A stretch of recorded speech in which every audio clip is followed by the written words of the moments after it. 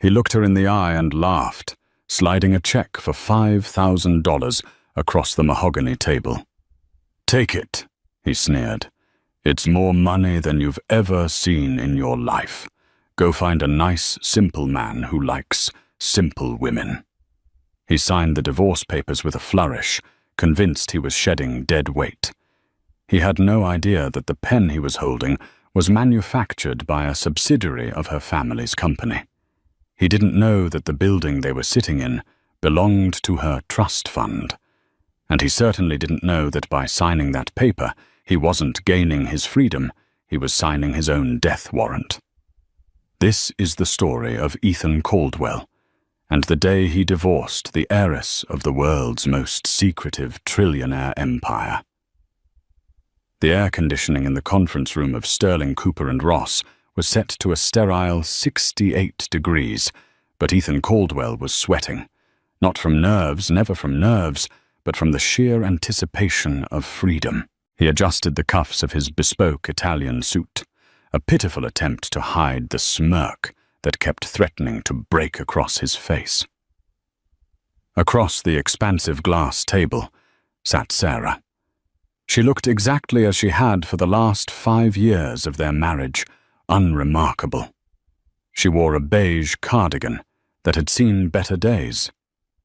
Her hair pulled back in a loose, messy bun that screamed suburban housewife rather than CEO's wife.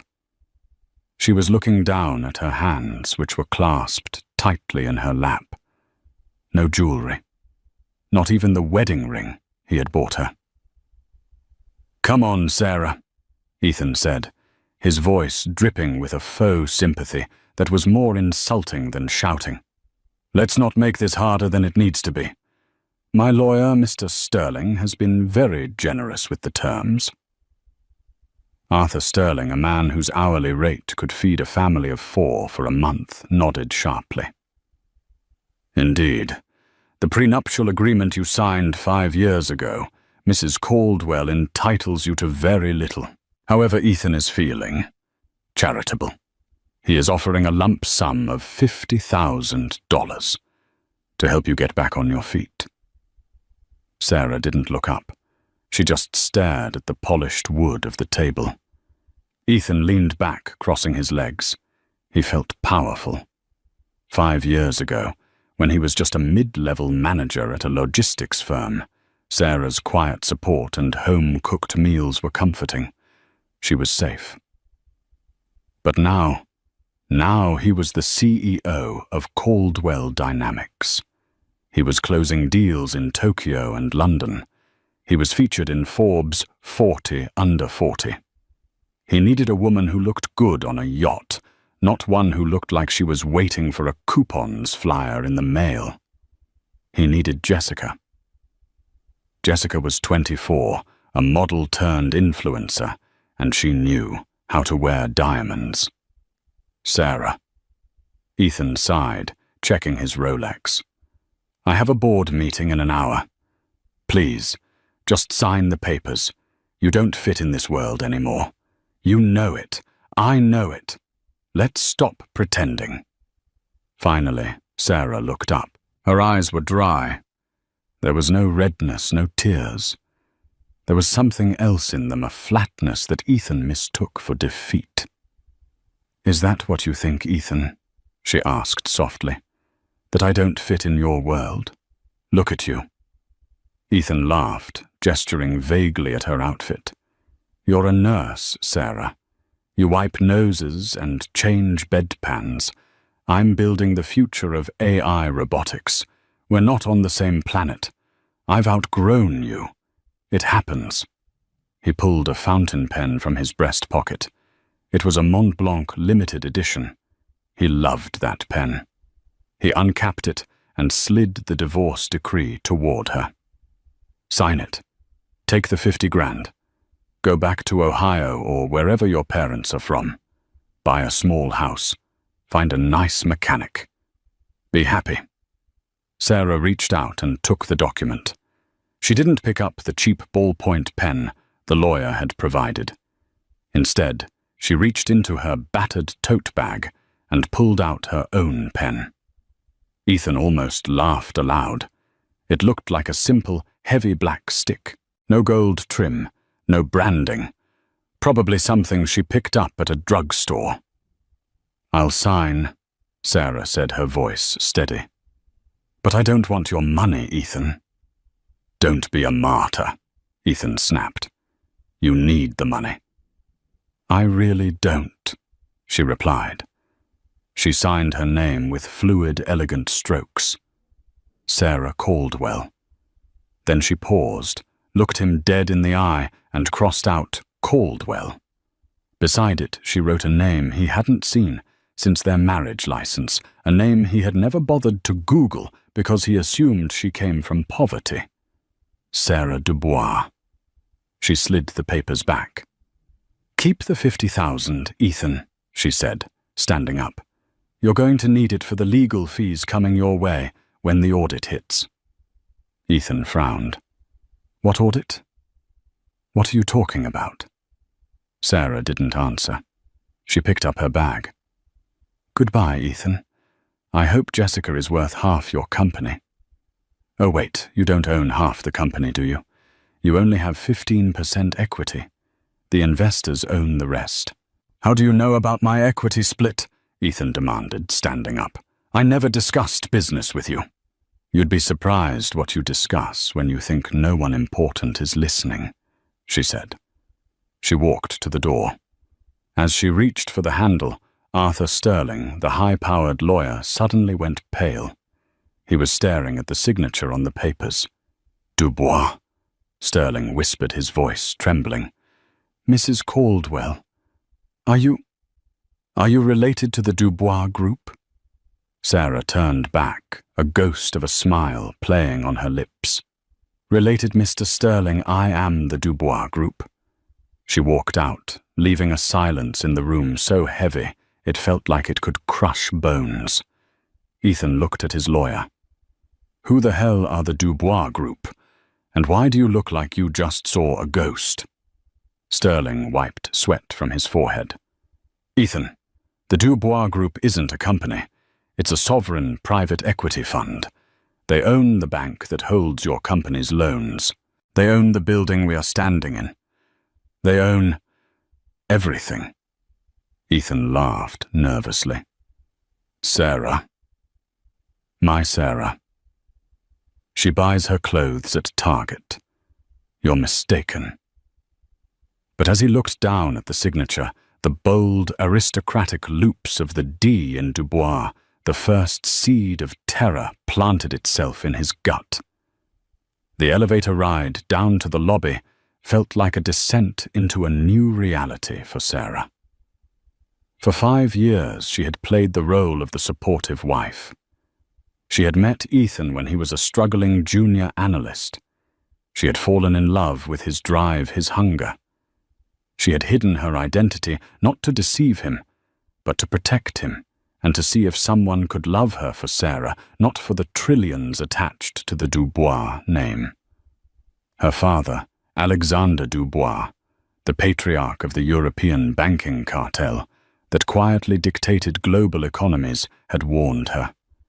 He loves the climb, Sarah, not the view, and certainly not the person holding the ladder. She had proved her father right. When the elevator doors pinged open in the marble lobby, the transformation began. Sarah walked past the security desk. The guard, usually dismissive of the woman in the beige cardigan, suddenly straightened up. He tapped his earpiece. "Target is moving. Initiate Protocol 0. Sarah pushed through the revolving doors and stepped out onto the bustling New York street. The humidity hit her, but so did the familiar hum of power. A black Mercedes Maybach pulled up to the curb, ignoring the no stopping sign.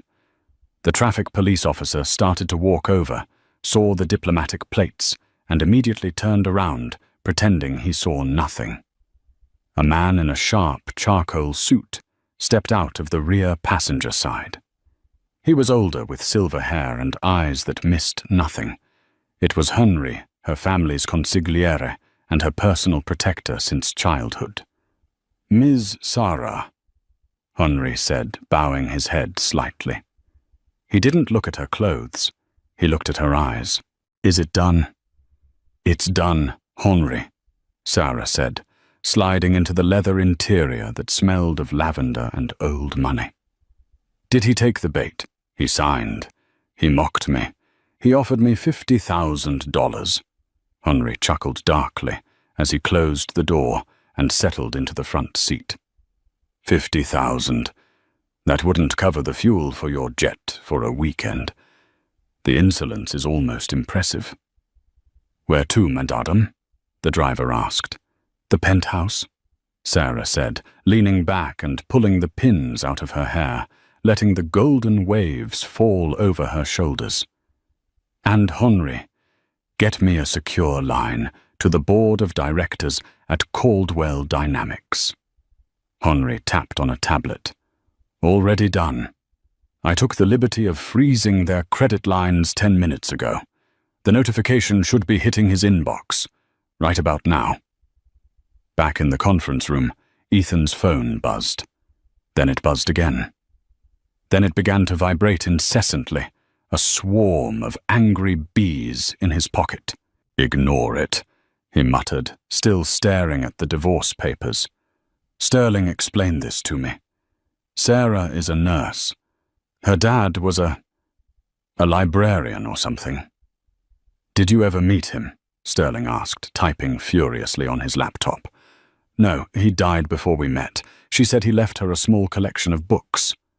"A collection of books." Sterling repeated, his face grey. He turned the laptop screen toward Ethan. "Ethan, look at this." Ethan squinted at the screen. It was a wiki page, but one of those locked corporate intel pages. House of Dubois, assets under management. Undisclosed estimated $4 trillion. Key figures. Alexander Dubois, deceased. Sole heir. Sarah Evelyn Dubois. Below the text was a grainy paparazzi photo from 10 years ago. It showed a young woman stepping off a yacht in Monaco, flanked by royalty. She was wearing diamonds, a couture gown, and sunglasses. But the jawline, the nose. It was Sra. "No," Ethan whispered. "This isn't real. She cooked pot roast. She clipped coupons. Rich people are eccentric, Ethan. They do that to test people," Sterling yelled, losing his composure. "You just divorced the richest woman in the Western Hemisphere, and you offered her 50 grand. Do you know what this means?" Ethan's phone rang again. This time he looked at the screen. It was his CFO, Mike Ross. Ethan answered, his hand shaking. "Mike, not a good time. Ethan!" Mike was screaming. "What the hell is going on? Our corporate accounts just locked up. Chase Goldman, everybody.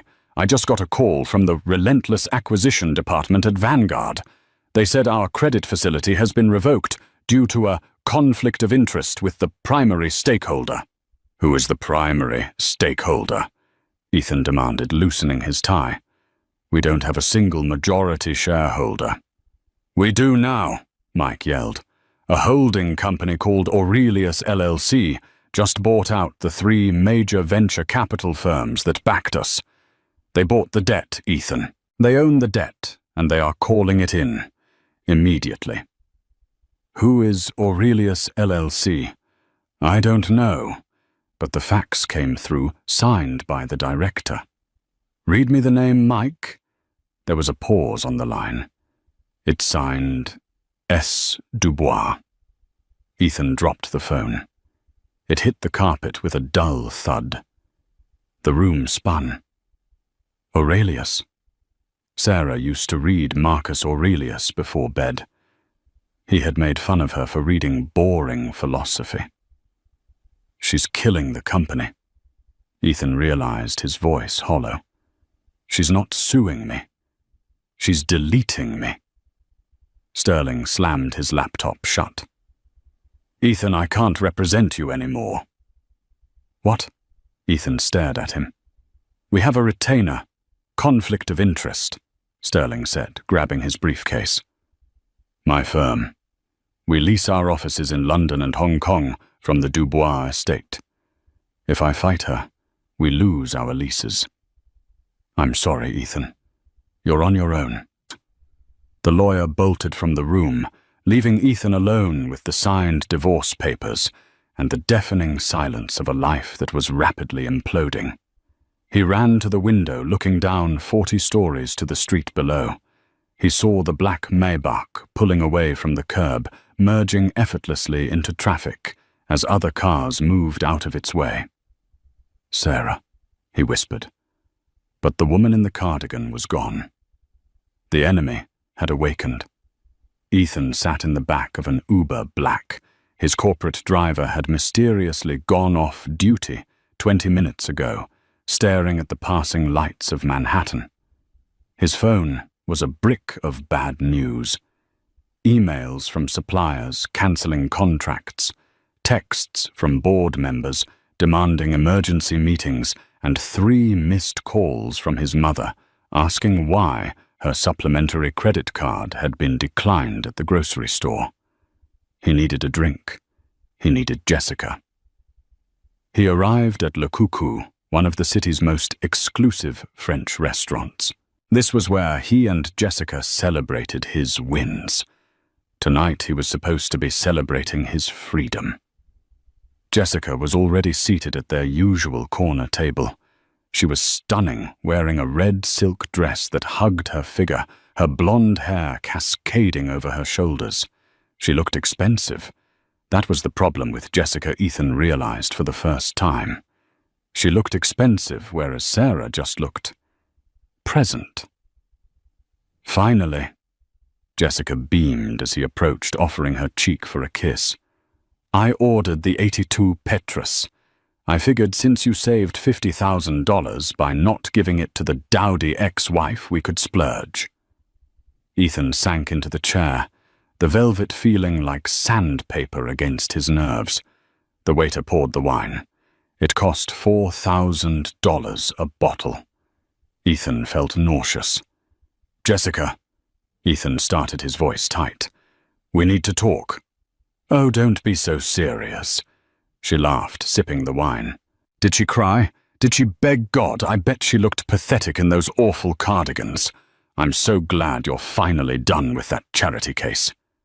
She didn't cry, Ethan said, staring at the white tablecloth.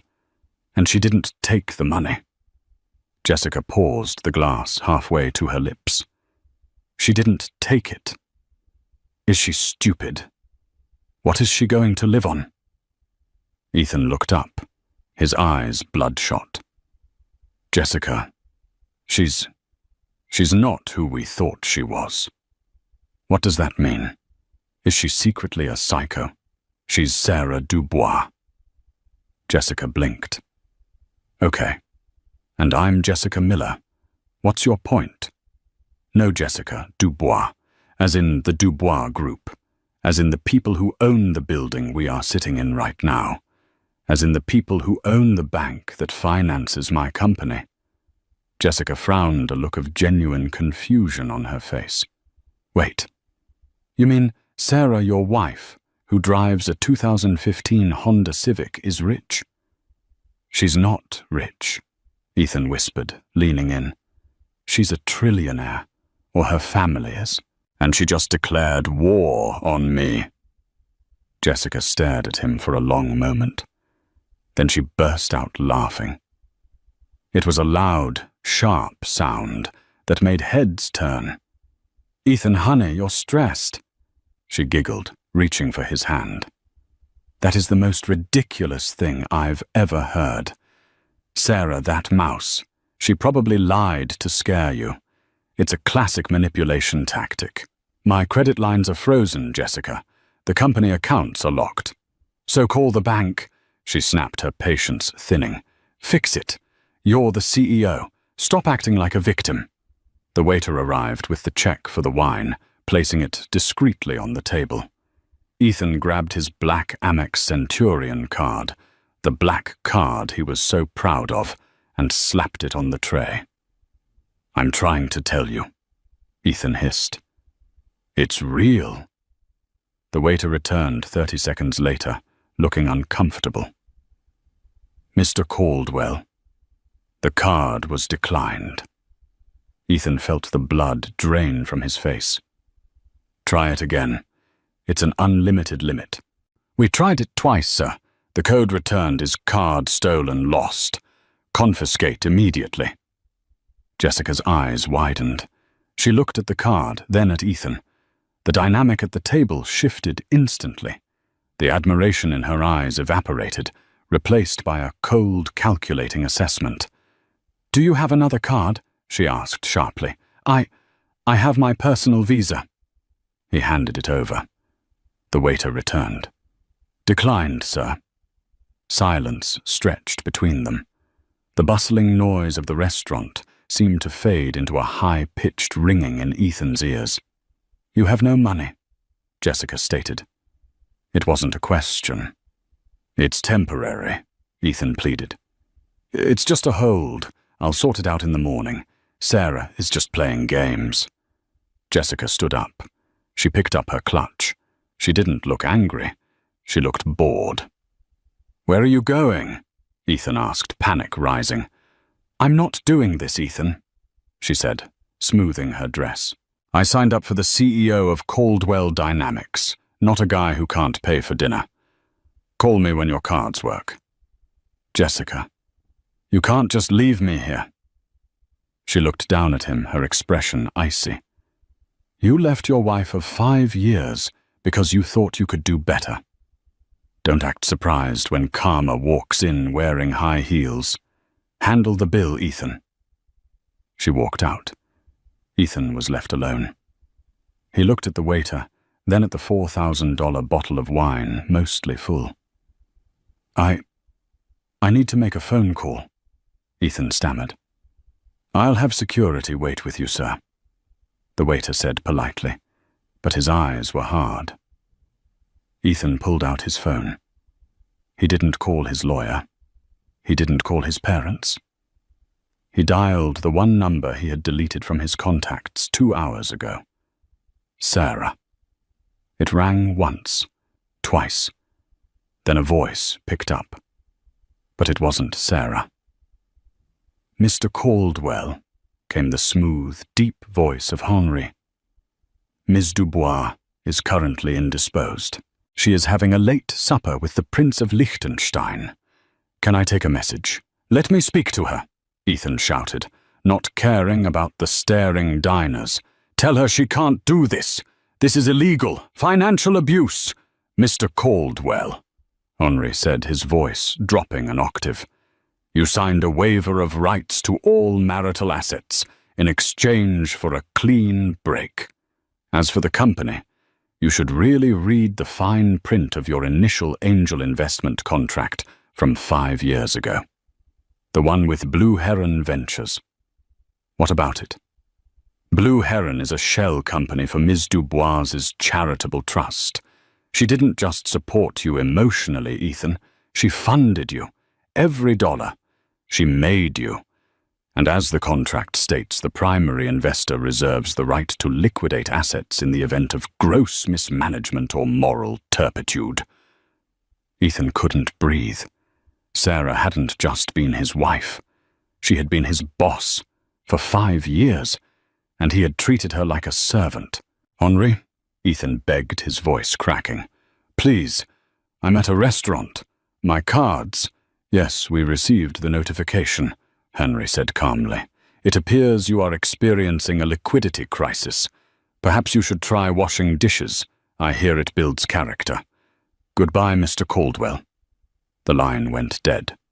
Ethan looked up at the security guard looming over him. Is there a problem, sir? The guard asked. Ethan put his head in his hands. Yes, I think my life just ended. The next morning, Ethan didn't go to the office. He was summoned. He had spent the night sleeping in his office on the leather sofa because the electronic key fob to his penthouse apartment had stopped working.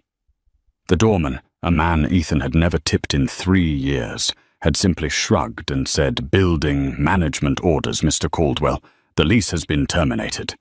Now wearing the same wrinkled suit from the day before, Ethan walked into the boardroom of Caldwell Dynamics.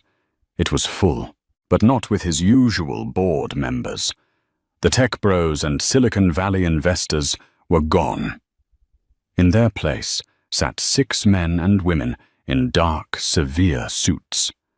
They sat perfectly still, hands folded on the table, looking like undertakers waiting for a body. At the head of the table sat a man Ethan recognized from magazine covers, though he had never dared to dream of meeting him.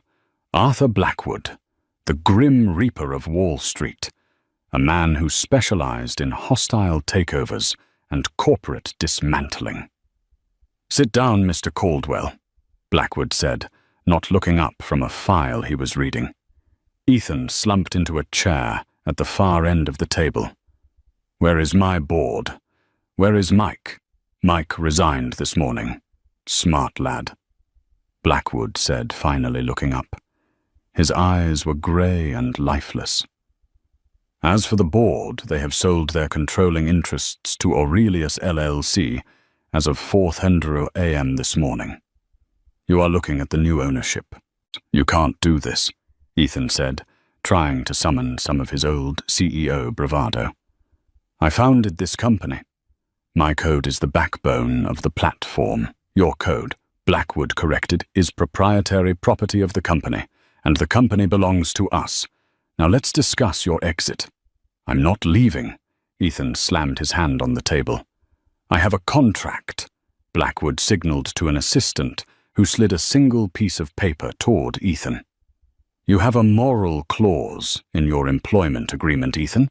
It allows for immediate termination without severance if the CEO engages in conduct that brings disrepute to the firm.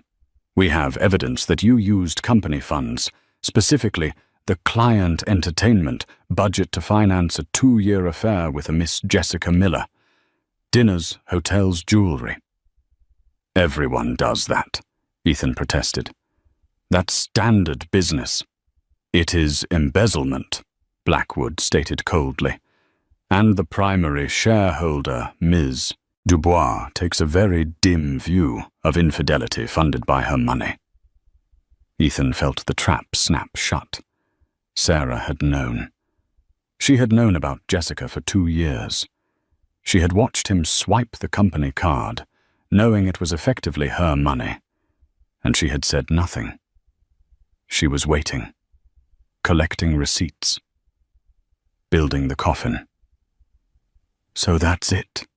Ethan asked, his voice trembling. "She destroys my career because of a divorce." Blackwood leaned forward. "No, Mr. Caldwell. She isn't destroying your career. She is simply removing her protection. You see, without the Dubois capital backing you, you are insolvent. We audited your work. Your revolutionary AI code is mediocre at best. The only reason this company succeeded was because Blue Heron Ventures' Ms. Dubois kept pumping money into it to cover your losses. She wanted you to feel successful. The humiliation was worse than the bankruptcy. Ethan realized he hadn't been a self-made man. He had been a kept man, a pet project. "She pitied me," Ethan whispered. "She loved you," Blackwood corrected, "and she wanted you to be the man you pretended to be. But you weren't. You were small. And now you are unemployed." Blackwood stood up. "Security will escort you out. You are barred from the premises. Your company car has been repossessed. Good day, Mr. Caldwell." 2 large guards stepped forward. Ethan stood up, his legs shaking. "Tell her," Ethan said, his voice breaking, "tell her I need to speak to her. Ms. Dubois is preparing for the winter solstice gala tonight," Blackwood said, checking his watch. "I doubt she has time for past investments." Ethan was marched out of the building, past his staring employees, past the receptionist, who wouldn't make eye contact, and thrown out onto the sidewalk. He stood there holding a cardboard box containing a stapler and a framed photo of himself. It started to rain. The Winter Solstice Gala was the event of the New York social calendar. It was held at the Metropolitan Museum of Art. Tickets cost $50,000 a plate, and even if you had the money, you couldn't just buy one. You had to be invited. Ethan Caldwell stood outside the police barricades, soaked to the bone. He wasn't on the list, but he knew he had to get in. He had to see Sarah. If he could just talk to her, beg, maybe she would show mercy. He spotted a familiar face getting out of a limo. It was Julian Thorne, a tech rival Ethan used to drink with. "Julian!" Ethan shouted, rushing to the velvet rope. Julian turned, saw the disheveled wet man in the wrinkled suit, and frowned. "Ethan, Jesus, man. What happened to you? I heard the news." "Julian, get me in," Ethan pleaded, grabbing Julian's arm over the barrier. "I need to talk to some investors. I can turn this around. I just need one meeting." Julian looked uncomfortable. He peeled Ethan's fingers off his tuxedo. "Look, Ethan, you're toxic right now.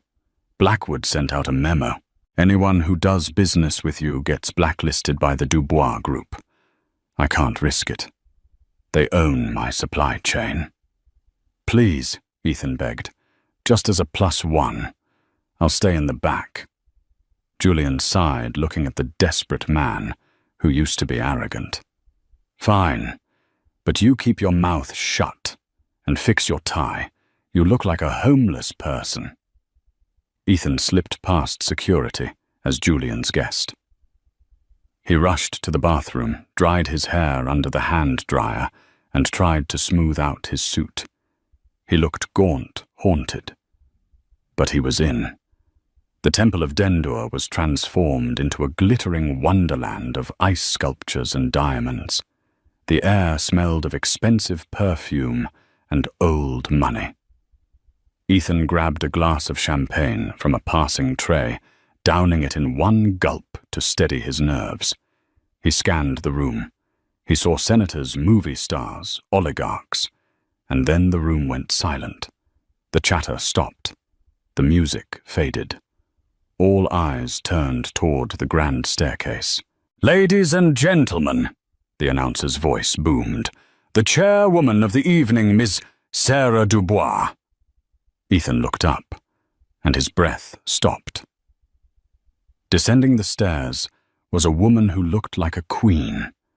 She wore a gown of midnight blue velvet that shimmered like the night sky cut low to reveal a diamond necklace that must have been worth more than Ethan's entire company. Her hair, usually messy, was styled in sleek Hollywood waves. Her posture was regal commanding. But it was her face that struck him. The shyness was gone. Her eyes swept over the room with a cool, benevolent indifference. She wasn't hiding anymore. Ethan felt a physical pain in his chest. This was the woman he had called simple. This was the woman he had told to find a mechanic. She reached the bottom of the stairs, and the room erupted. People didn't just clap. They bowed. Men who Ethan considered titans of industry were rushing to kiss her hand. "Sarah," Ethan yelled, the alcohol and desperation taking over. He pushed through the crowd. "Sarah!" People gasped, stepping back as the disheveled man stumbled toward the heiress. Security guards started to move in, but Sarah raised a hand, stopping them. She turned to face him. The crowd formed a circle, watching the train wreck unfold. Ethan stopped 3 feet from her. Up close, she was even more intimidating. She smelled of jasmine and power. "Ethan," she said. Her voice wasn't angry. It was calm, disappointed. "You shouldn't be here." "Sarah, please," Ethan panted. "We need to talk. This has gone too far. You've ruined me." "I haven't done anything to you, Ethan," she replied softly. I simply stopped holding you up. You fell on your own. I was your husband, he shouted, tears mixing with the rain on his face. Doesn't that mean anything? It meant everything to me, Sarah said, and for a second her voice wavered. I hid who I was because I wanted to be sure you loved me. Not the money, not the power. Just Sarah. She took a step closer, her eyes searching his. And for 5 years I waited. I waited for you to ask me about my day. I waited for you to be kind when you were stressed. I waited for you to look at me the way you looked at that reflection of yourself in the mirror. But you never did. I can change, Ethan sobbed, falling to his knees. The humiliation was total. He was kneeling before her in front of the New York elite. I'll sign a post, Nup. I won't touch the money. Just take me back. Please, I have nothing. Sarah looked down at him. There was no malice in her face, only a profound sadness. She looked at him like one looks at a wounded animal that cannot be saved. You had everything, Ethan, she whispered loud enough for the silent room to hear. You had a woman who would have burned the world down for you, but you wanted a model and a sports car. She signaled to Henri, who was standing in the shadows. Remove him, she said quietly. Gently. He's had a hard day. Sarah. No, Sarah, Ethan screamed as 2 massive guards hoisted him up by his arms. As they dragged him away, kicking and screaming, Sarah didn't look back. She turned to the crowd, composed herself, and smiled. Shall we proceed with the auction? She asked. The crowd applauded, turning their backs on Ethan Caldwell. He was dragged out the side door and thrown into the alley behind the museum. He landed in a puddle mud, splattering his face. He lay there for a moment, staring up at the rain. He reached into his pocket and felt the only thing he had left. The fountain pen she had given him for their first anniversary. It was cheap. Plastic. He uncapped it. It was dry. Suddenly a pair of shiny black dress shoes stepped into his field of vision. Ethan looked up. It was Henry. The old man was holding an umbrella, looking down at Ethan with a mixture of pity and disgust. Ms. Dubois wanted you to have this, Henri said. He dropped an envelope onto Ethan's chest. Ethan sat up, shivering, and tore it open. Inside was a check. It was for $50,000, and a note written in that elegant, looping handwriting. To help you get back on your feet. Find a nice, simple life. S. Dubois. Ethan stared at the check. The exact amount he had offered her to leave. The irony tasted like ash in his mouth. He looked up to say something, but Henri was already gone. The heavy steel door of the museum slammed shut, locking the warmth and the light inside, leaving Ethan alone in the cold, dark alley. He laughed then, a broken, jagged sound. He had signed the papers mocking her, and now the ink was dry, and the story was over. 6 months had passed since the night Ethan Caldwell was thrown into the mud outside the Metropolitan Museum of Art. The $50,000 check Sarah had given him was gone, swallowed not by luxury, but by debts he hadn't known existed. When the Dubois Group blacklisted him, they didn't just stop him from getting a CEO job, they made him radioactive. His credit score was decimated, his assets seized by creditors, and his reputation shattered by a series of leaked articles detailing his incompetence. Now Ethan lived in a cramped, moldy studio apartment in Newark, New Jersey. The man who once wore bespoke Italian suits now wore a grease-stained uniform with the name Eddie stitched on the pocket. He worked the night shift at a logistics warehouse, ironically moving boxes for a company that competed with the empire he used to run. It was 4:00 a.m. on a rainy Tuesday when Ethan clocked out. His hands were blistered, his back ached, and his spirit was broken. He walked to his rusted 2008 sedan, the only car he could afford with cash, and found a man leaning against the driver's door. The man was tall, gaunt, and dressed in a trench coat that cost more than Ethan's entire year of rent. He was smoking a thin cigar, the embers glowing orange, in the dark parking lot. "Excuse me," Ethan grunted, too tired to be polite. "You're leaning on my car." The man smiled. It was a predatory smile, all teeth and no warmth. Ethan Caldwell, the man who threw away a kingdom for a trinket. Ethan froze. He hadn't heard his full name spoken with that kind of reverence or mockery in months. "Who are you?" "My name is Conrad Voss," the stranger said, flicking the cigar ash onto the wet pavement. "And I am the only friend you have left in this world." Ethan scoffed, unlocking his door. "I don't have friends, Mr. Voss, and unless you're here to offer me a shift supervisor position, I'm going home to sleep." Voss chuckled softly. "I can offer you something better than sleep, Ethan.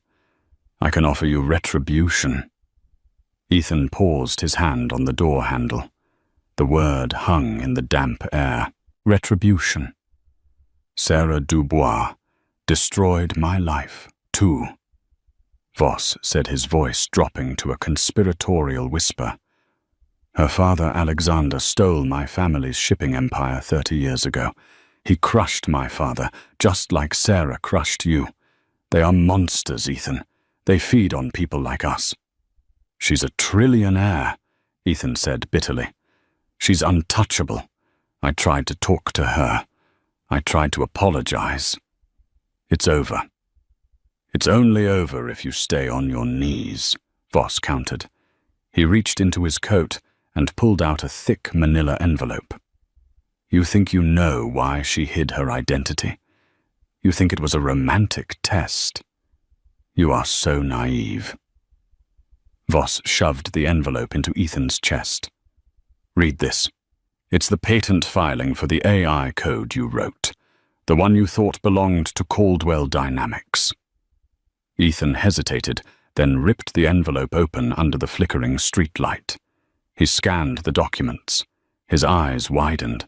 The patent for the core algorithm, his life's work, wasn't filed under Caldwell Dynamics. It was filed 5 years ago, a week after his wedding under Dubois Aurelius Technologies. "She didn't just fund you, Ethan," Voss hissed. "She stole your intellectual property before you even wrote the final line of code. The prenup you signed, it gave her ownership of anything you created during the marriage.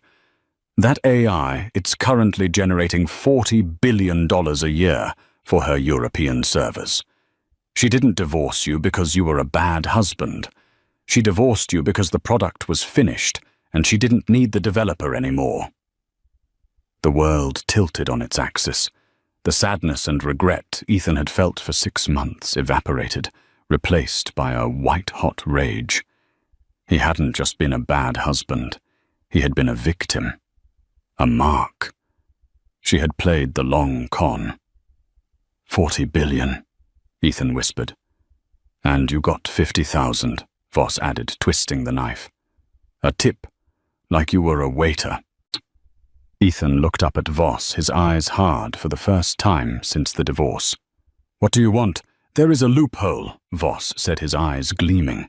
"The patent filing requires the signature of the primary inventor to be renewed every 5 years. That renewal is coming up in 3 days. If you contest the signature, if you testify that you were coerced or defrauded, the patent becomes void. Her stock crashes. The Dubois empire loses its crown jewel." "I can't afford a lawyer," Ethan said. "I have an army of lawyers." Voss smiled. "I just need the man. I need you to walk into the International Trade Court in Geneva and tell the truth. Do this, and I will give you 10% of the recovered assets." $4 billion. Ethan looked at the grease on his hands. He looked at the rusted car. He thought of Sarah's cold, pitying stare at the gala. "When do we leave?" Ethan asked. "Tonight," Voss said, opening the back door of a limousine that had silently pulled up behind them. "Welcome back to the game, Mr. Caldwell." Geneva, Switzerland was a city of cold lakes and colder money. Ethan sat in a suite at the Hotel President Wilson, looking at a reflection he barely recognized. Conrad Voss had cleaned him up. The beard was gone, the haircut sharp. He was wearing a suit that cost more than his old company car. But behind the eyes, there was a hollowness that hadn't been there before. For 3 days, Voss's legal team had prepped him. They showed him documents, emails, and financial trails that painted Sarah not as a neglected wife, but as a corporate shark who had systematically siphoned his genius for her own gain. Every late night she spent at the hospital meetings with patent attorneys. Every time she encouraged him to keep working on the code, she was pushing him to finish the product so she could seize it. Ethan drank the narrative like water. It was easier to believe she was a villain than to accept he was a failure. "Tomorrow is the hearing," Voss said, pouring 2 glasses of scotch. He stood by the bulletproof window overlooking Lake Geneva. "Sarah will be there. She thinks this is a routine renewal. She doesn't know you're coming." "She'll have Henri," Ethan said, his hand tightening on the glass. "That old man is dangerous." "Henri is a dog," Voss dismissed. "Dogs can be put down. What matters is you. Are you ready to look her in the eye and take back what is yours?" "I'm ready." Ethan lied.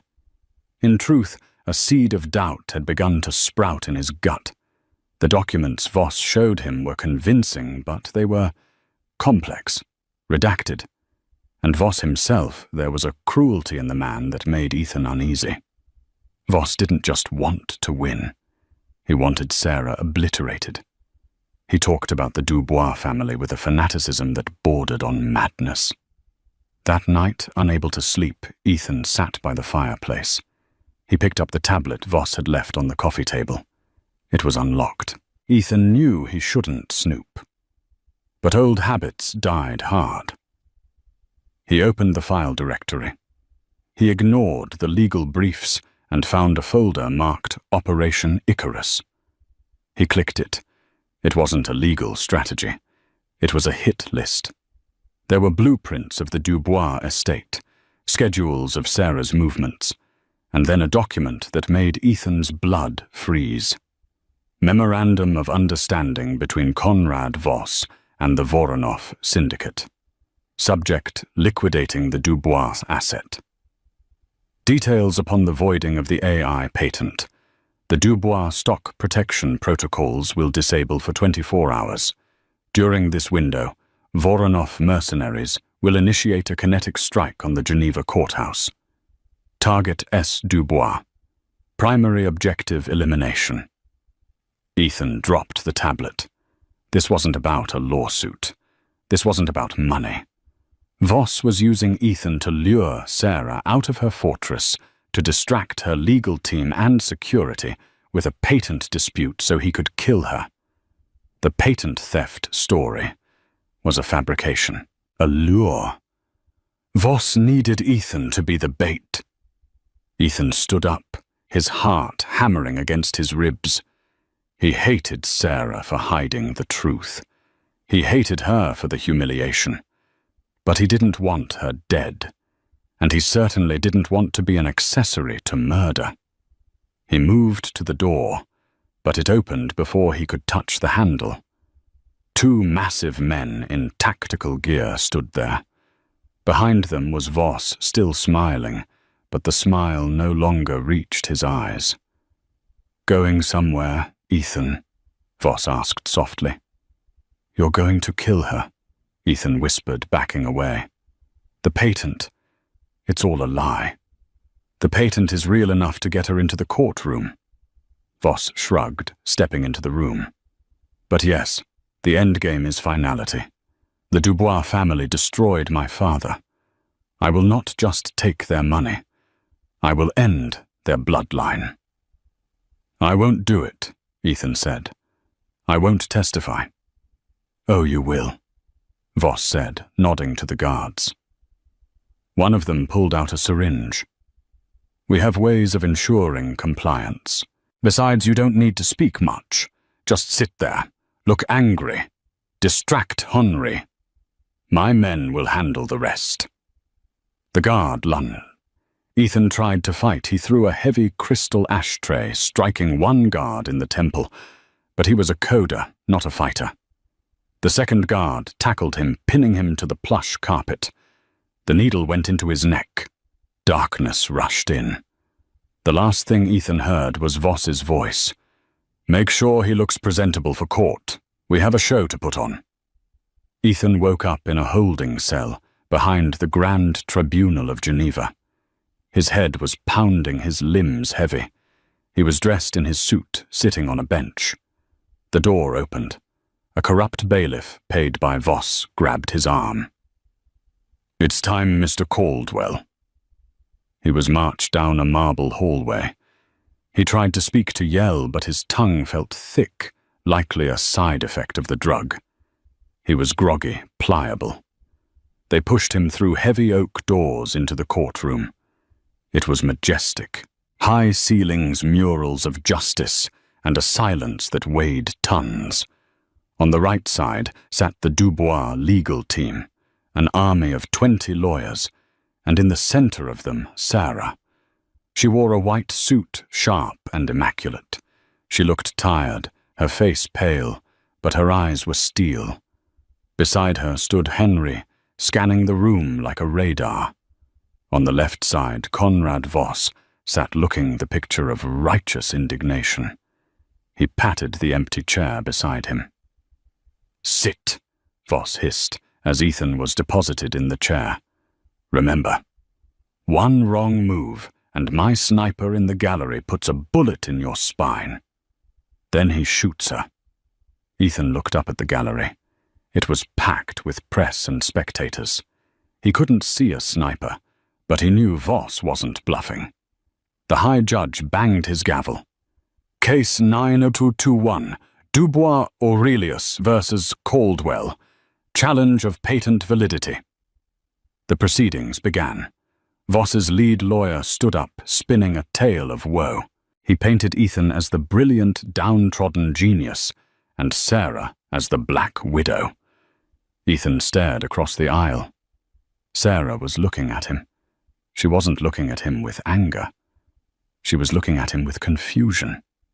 She knew the patent story was fake. She knew she had funded him fairly. She was trying to figure out why he was doing this. Then her eyes narrowed. She looked at his dilated pupils. She looked at the way he was gripping the table, his knuckles white. She leaned over and whispered to Henri. Henri stiffened. He slowly turned his head, not looking at Ethan, but scanning the upper gallery.